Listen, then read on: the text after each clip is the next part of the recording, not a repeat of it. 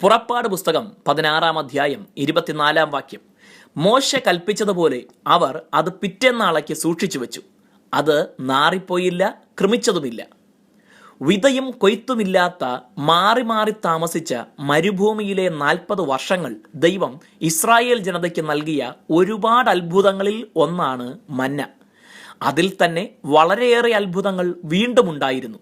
ശബത്ത് നാൾ ഒഴികെ ആഴ്ചയിൽ 6 ദിവസവും അതിരാവിലെ മന്ന പൊഴിയും. 6 ദിവസവും പൊഴിഞ്ഞ മന്ന 7-ാം ദിവസം ഇല്ലാതിരുന്നത് ഒരത്ഭുതമാണ്.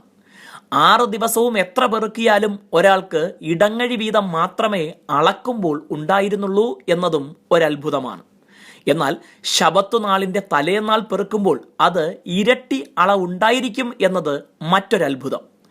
ഓരോ ദിവസവും പെറുക്കുന്ന മന്ന അന്നു തന്നെ ഭക്ഷിച്ചു തീർക്കണം. പിറ്റേന്നാളേക്ക് സൂക്ഷിച്ചു വച്ചാൽ അത് കൃമിച്ചു പോകും.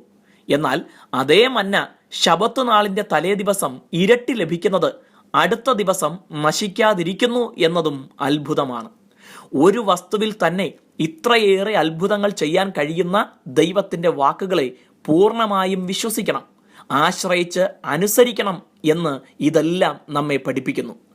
ദൈവം സൂക്ഷിച്ചു വയ്ക്കാൻ പറഞ്ഞവ സൂക്ഷിച്ചാൽ കേടുവരികയില്ല, അത് പിന്നീട് ഉപകാരപ്രദമാവുകയും ചെയ്യും. ഒരിക്കലുള്ള ആവശ്യത്തിനു വേണ്ടി തരുന്നത് അത് കഴിഞ്ഞും സൂക്ഷിച്ചാൽ നമ്മുടെ ജീവിതമാകുന്ന കൂടാരത്തിൽ നാറ്റം വമിക്കുന്നതിന് കാരണമാവുകയും ചെയ്യും. ദൈവകൽപ്പന അനുസരിക്കുമ്പോൾ ജീവിതം സുഗന്ധപൂരിതമായിരിക്കും. വിശ്വാസ ജീവിതം ദൈവത്തെ അനുസരിക്കാനുള്ള വെല്ലുവിളിയുടേതുകൂടെയാണ്.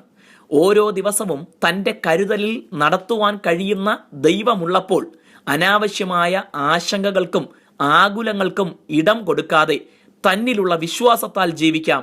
ദൈവം നമ്മെ നിരന്തരം അനുഗ്രഹിക്കട്ടെ.